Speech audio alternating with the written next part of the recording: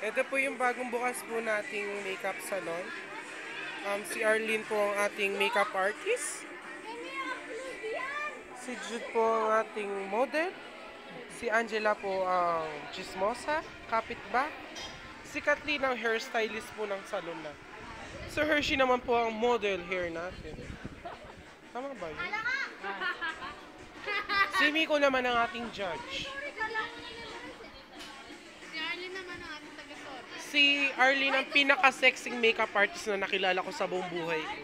Kung pwede lang asawanin siya, hindi na siya pala pwede. May anak na pala siya.